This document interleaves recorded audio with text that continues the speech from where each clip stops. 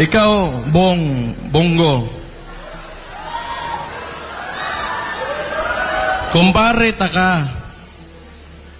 Pero kung alam ko lang pala na magkakaganito, yung mga tao, yung mga nagboto kami, mga Dabawenyo, nagboto kami sa Imuhabong. Kung alam ko lang na ganito lang pala yung gagawin mo, sana hindi na lang. Pero unfortunately for us, mas napabilib pa ako nitong si Risa Contiveros kaysa ni Bong. Kasi ever since talaga, nasa previous administration, kalaban yan hanggang ngayon consistent yan at di talaga natatakot yan. Pero, maglalagay tayo ng mga you have time, pare, Bong, na kahit you have time to redeem yourselves. So, ito na nga yung sinabi ko, galing pa doon sa simula pa lang, nung paglabas ko sa Leaders Forum ng Hakbang ng Maisog. Lahat ito, tayong lahat ngayon, ay kagagawan lamang ng isang tao. And who is responsible kung bakit tayo nandito ngayon, nagsasama-sama at gusto mag-express ng mga sentiments natin. Sinabi ko yan, simula pa lang, wala sanang ganito kung maayos lang yung presidente natin.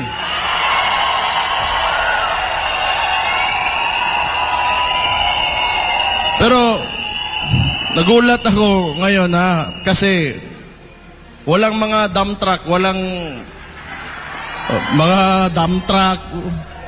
hindi nila kinaya yung mga Kapampangan.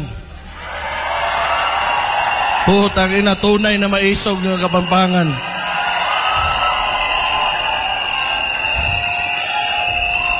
Pumunta kaming Dumaguete, bigla na may mga dump truck. Simple lang naman yung hinihingi namin. Hindi naman siguro lahat ng tao o may tao sa mundong ito na tama lahat ng ang ginagawa. Yung gusto lang natin is the right to express ourselves. At yun na lang yung hinihingi natin, ayaw pa. Baka ang sunod niyan, hindi na tayo pwedeng huminga. Ano bang problema talaga ng... It's a very confusing administration, actually, sa totoo lang. Hindi ko maintindihan yung mga kilos o mga ginagawa. Parang ako mayor ako ng Davao. Ako si Sebastian Duterte, yung mga hindi ako kilala ha. Ako yung mayor ng Davao. Ngayon,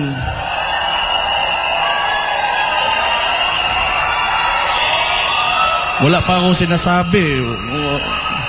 Sandali lang, pagsalitain nyo naman ako.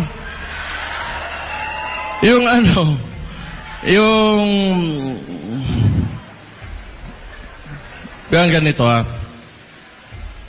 Ako, local executive ako. Siyempre, alam ko yung concerns ng mga barangay namin, yung mga communities. Ang problema, dahil siguro, kasi nagsasalita nga ako, not really against, but I'm just pointing out, tinuturo ko lang naman yung mga kailangan ayusin. Kung tingin nyo against ako, di wala akong pakialam. If you take it, negatively, wala akong pakialam. Pero hindi pwede na hindi tayo magsalita.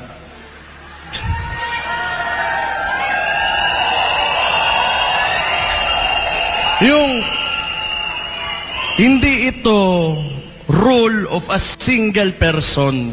It's demokrasya tayo it is the rule of the majority. Hindi ibig sabihin na kung anong gusto mo mangyari o gawin mo, yun na yung mangyayari dyan. Kailangan mong pakinggan yung boses o ano yung mga sentimento talaga ng mga hiya, na sobrang walang hiya talaga, o tanga.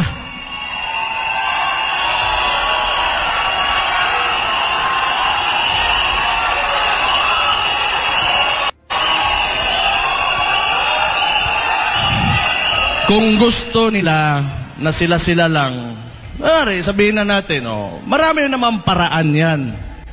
Kung gusto nilang ayaw bumaba o gusto nila sa kanila pa rin yung susunod na maging presidente, kanilang manok.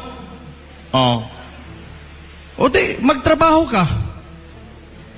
Bakit mo utuin yung mga tao, papipirmahin mo, tas magbibigay ka ng ayuda na may mukha nyo pa? Utang ina ninyo.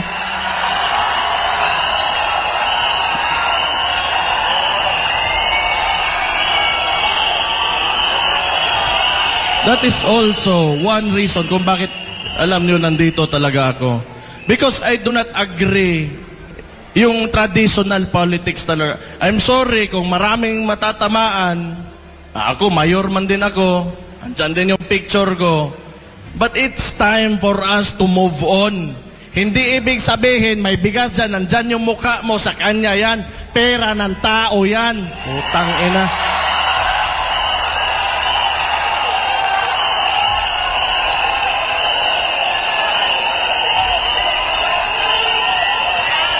Alam nyo, pag lagi tayong nandito sa cycle na yan, yung mga practices talaga ng Philippine politics, pa-picture-picture, kada may bigay ng pera sa mga kailangan, may picture talaga nakaabot, ipopost, kunwari sa kanya yung pera na yon, hindi naman talaga. Huwag na kayong maniwala sa ganon. Kailangan, we have to go beyond that.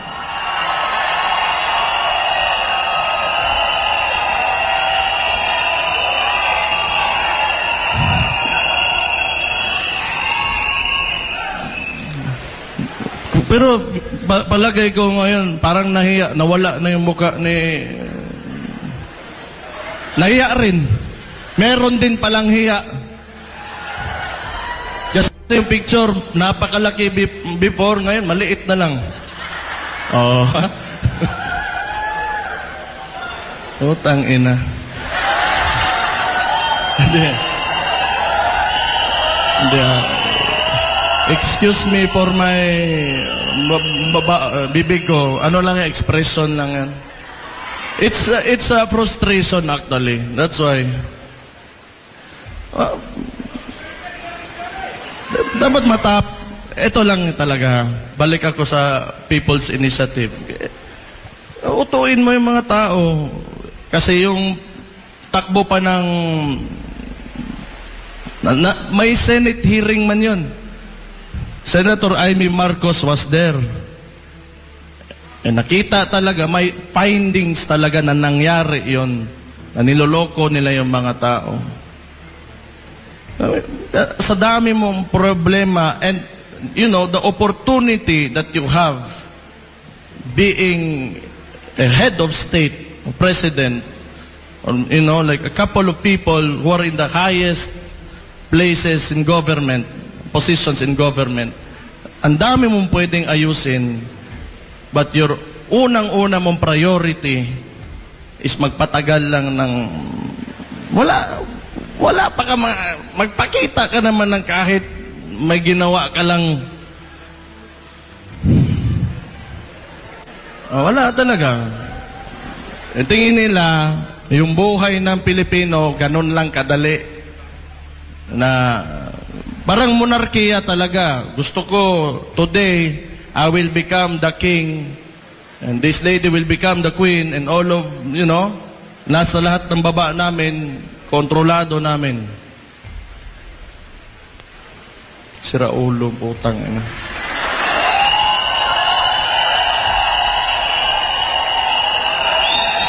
tingin nyo ba normal yan? Kaya nga, either makapal talaga yung mukha mo na ayaw mo dumaan ng election, or tanga ka. Hindi ako ang nagsabi nun.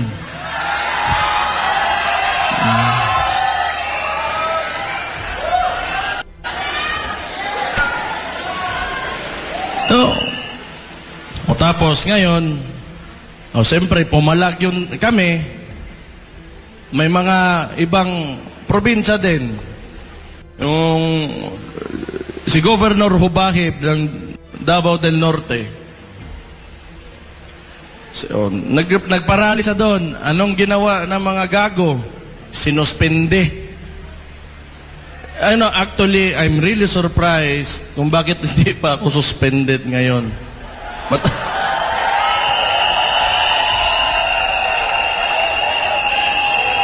Siguro, hindi nila alam siguro tama ba, mali ba, tama ba. Pero, okay lang din. I-suspend nila ako, okay lang. Libre yun na bakasyon. Yung mga anak ko, mapasal ko, wala ko iisipin. Hindi na ako mag-take ng leave. Pero, rumors lang din naman yun. Sinuspende nila si Governor Hubay pagkatapos ng hakbang ng Maisog. Kasi, sa kanila, hindi pwede na magsalita ka. Hindi pwede na may ibang tama or may punto ka. Kailangan sila lang yung tama lagi. Saan yung utak nito mga to?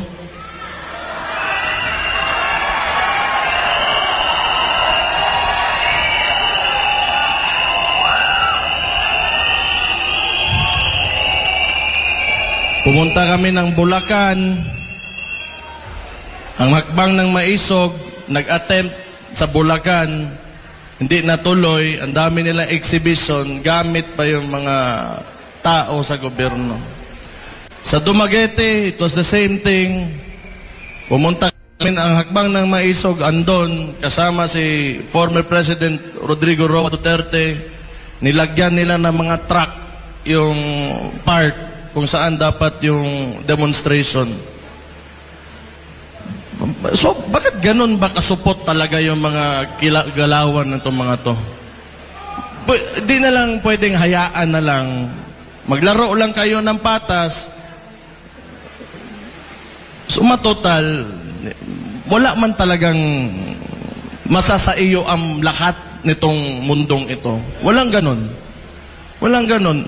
Kahit kung sabihin mo, napakagaling mo, may isa talaga, 2 tao dyan na will disagree with you. And hindi pumapasok sa utak nila. Kaya nga, hindi ko sobrang extreme yung thought process ng mga tao na ito. Pagkatapos Dumaguete, so kailangan naming lumipat, yung mga tao naglakad papunta sa ibang park kung saan tinuloy yung demonstration.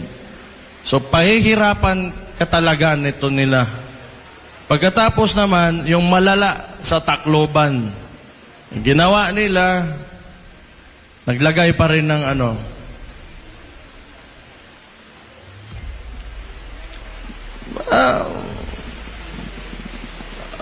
tingin ko lang masyadong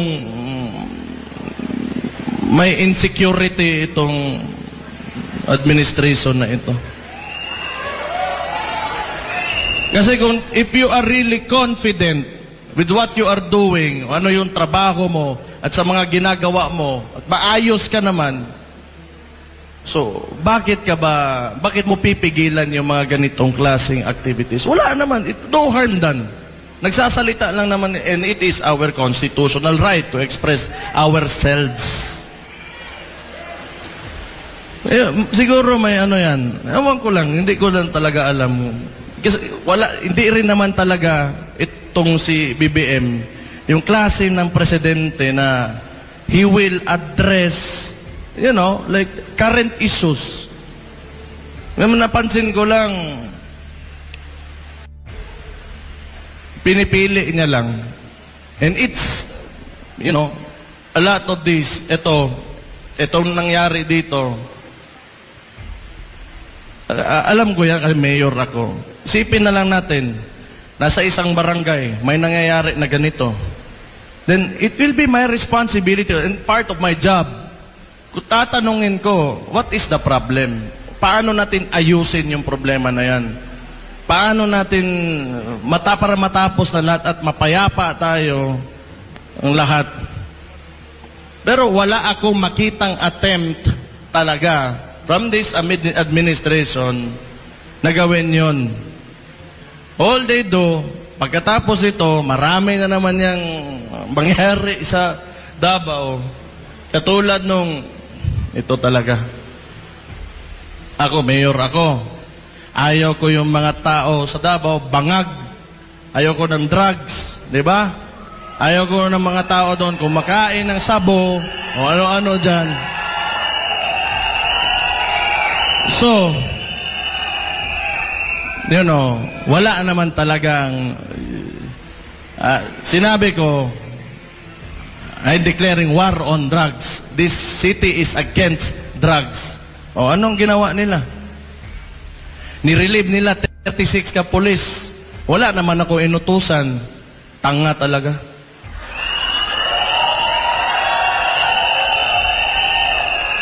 Kung yun, kaya nga, it's really confusing. Hindi naman masama yung intention ko na, siguro masama kung involved ka in illegal drugs. But, for the people na ayaw nila na kumain ng sabo yung anak nila, yung kapatid nila, ayaw nila mag-shrink yung utak,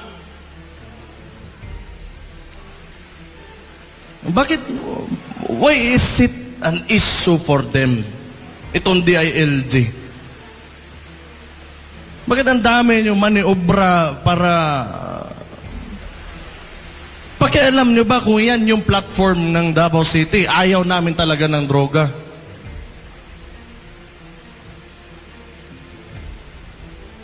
What? So, does it mean that you are supporting illegal drugs?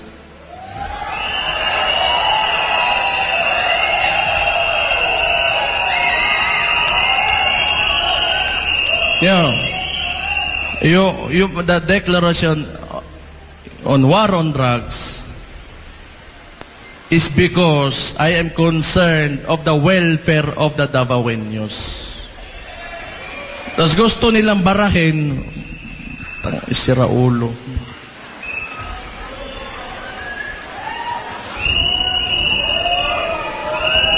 Ang daming, tapos read, eto pa, ang nangyari doon, yung ginawa nila sa property ni Pastor Kibuloy,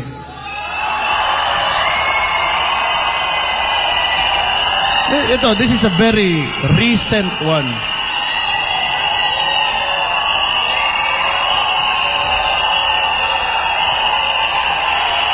Makinig kayo. Dali lang.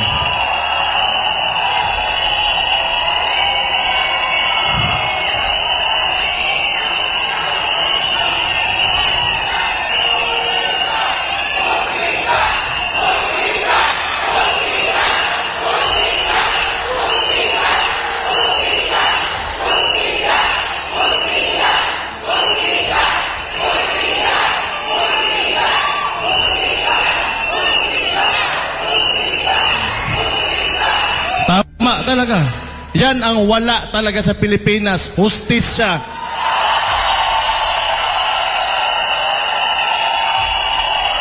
Mr. President, pakinggan mo yung mga tao mo.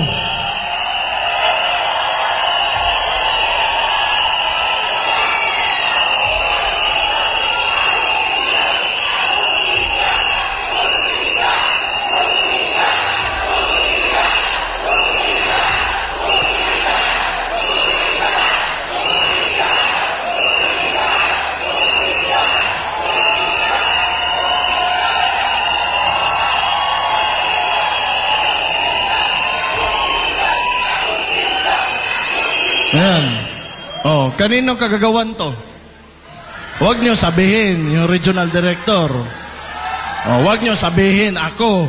Huwag nyo sabihin yung Chief PNP. 3 rehiyon ng mga police andon just to apprehend one person. Excessive show of force talaga. What? Are you trying to intimidate us? Mahiya naman kayo, putang ina nyo. Ang mga tao ang naglagay sa inyo dyan.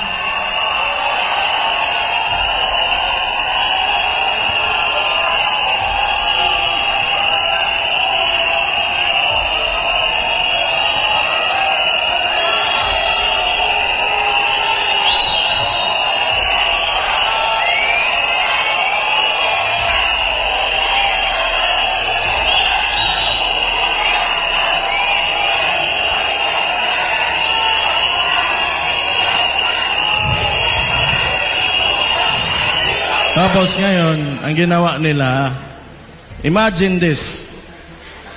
Pagkatapos ng mangyari yon, hindi siguro nila nakuha yung gusto nila, nirelieve nila yung mga polis na sila rin naman nag-utos. Puta, sira ulo talaga.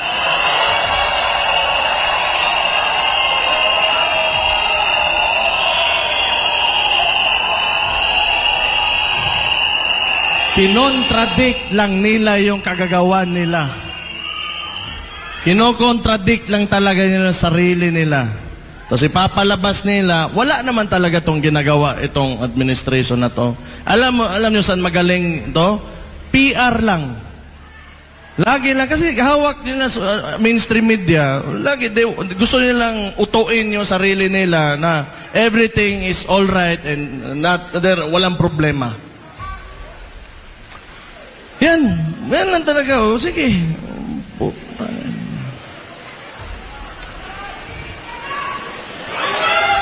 Tapos gusto pa ng...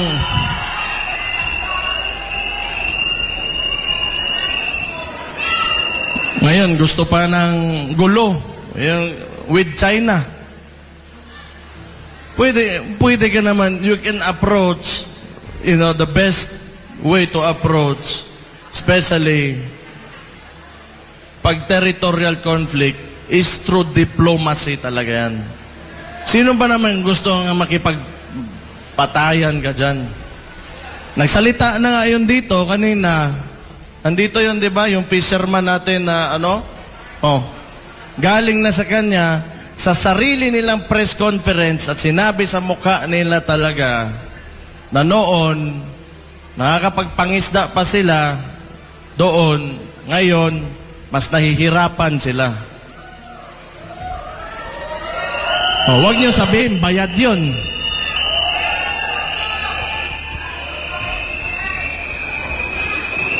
Kailangan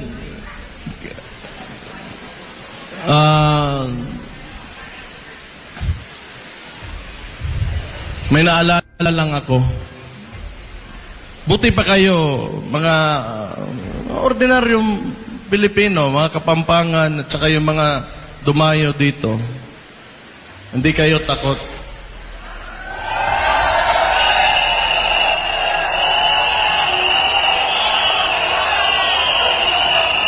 Pero, tingnan natin yung Congress natin ngayon at yung Senado.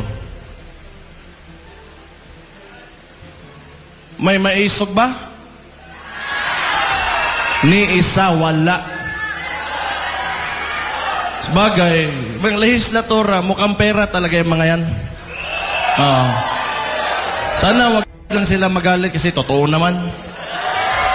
Mukhang pera. Hindi siguro lahat, pero mukhang pera yung mga yan. Kasi power, the legislative body is the power of the purse. Diyan dumadaan lahat ng pera eh. So, lahat ngayon, soft projects, katulad ng isang, may video, yung sa Davao. sa Digos, may binigay na ayuda, kinuha ng barangay yung 8,000, ang binigay doon sa recipient is only 2,000. So, you know, pag soft projects talaga, mabilis lang yan. And they are all funneling the budget on soft projects. So, kayo na bahala mag-isip kung ano yan. Ikaw, Bongo. Kumpare ka. Pero kung alam ko lang pala na magkakaganito, yung mga tao, yung nagboto kami, mga Dabawinyo, nagboto kami sa Imuhabong. Kung alam ko lang na ganito lang pala yung gagawin mo, sana hindi na lang.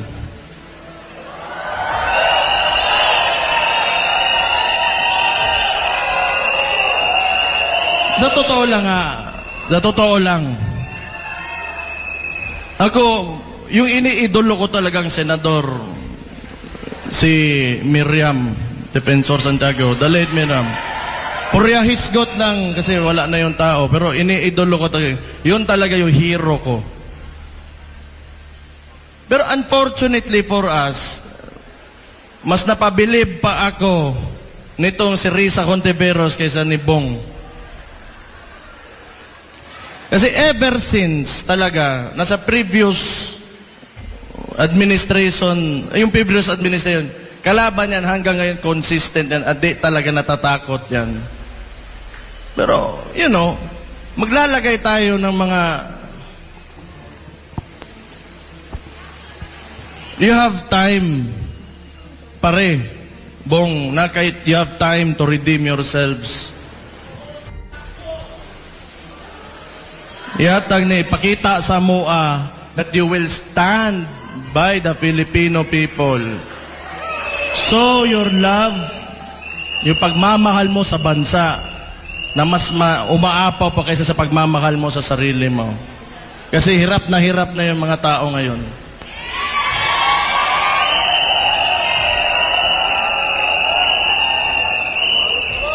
Ikaw ba naman, promisan ka ng 20 pesos na bigas? Typical na talaga, textbook na scam. Wala. Talaga, pangloloko lang talaga nakikita ko. Abuse of authority, lahat ng pinapakita ng administrasyon na to is not a good example, you know, for our current leaders and our future leaders. Kung yan yung pinapakita na ugali, kultura, and you know, ways of handling government, then kawawa naman yung Pilipinas talaga. Kawawa naman. Sana naman matapos na tong mga yung practices ng mga trapo talaga. Nakakapagod na rin. Sa tagal na panahon, yung problema talaga ng Pilipinas, alam nyo, corruption talaga. Corruption talaga. Magandang gawin, naiisip ko, ibalik mo yung death penalty. Isama mo yung corruption, plunder, bribery. Tingnan natin kung may tatakbo ba andyan sa Congress at Senado na yan.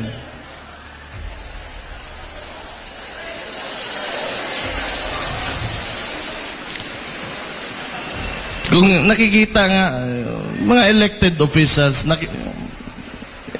ikaw yung boses ng tao eh. And you're in a national position. And you should be saying something. Especially when it's very clear, kitang-kita na ng lahat, you know, the atrocities of what the administration is doing. And you should say something. O, wala. O, di, tayo na lang. Kaya pa?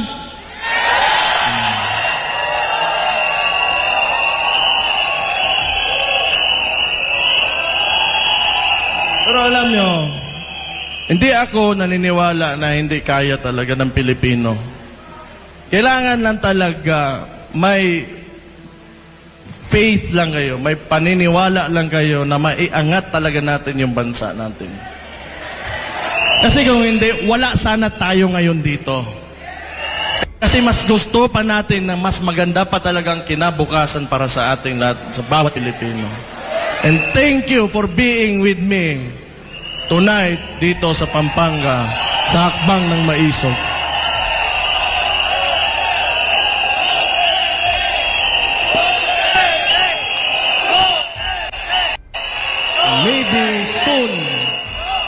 Maybe soon, you know, yung mga anak natin, yung mga our grandkids, yung mga apo natin, they will be living in a better Philippines, na mas maganda, mas maayos, mas maligaya na Pilipinas. So, salamat for being with us sa Hakbang ng Maisog. Ituloy nyo lang. We share the same sentiments. Gusto natin ng maayos na kinabukasan at may seguridad para sa mga susunod sa atin. The future generation. Yun talaga yung mahalaga. Someday, hindi na nila pagdaanan pa yung mga dinadaanan natin yan. We should give them, you know, better problems than what we have now. And I think that is the ultimate goal and our ultimate responsibility as parents and as elders sa bansang ito. So, kailangan sama-sama talaga tayo, united tayo with one cause na at isang paniniwala na makakamit natin mas maliwanag at mas progresibo, magandang Pilipinas pagdating ng panahon.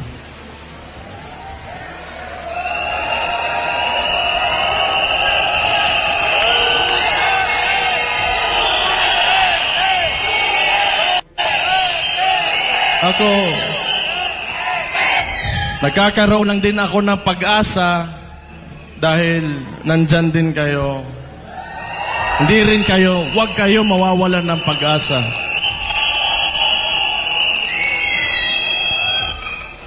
Okay na yun? Tama na, marami pa magsasalita. Pero, you fight for your country.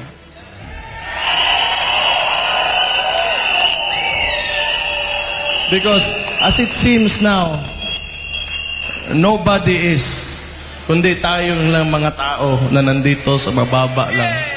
So we will fight for that. And no one, sa nakikita ko, sa politika ng Pilipinas ngayon, takot lahat, kayo lang yung maisog.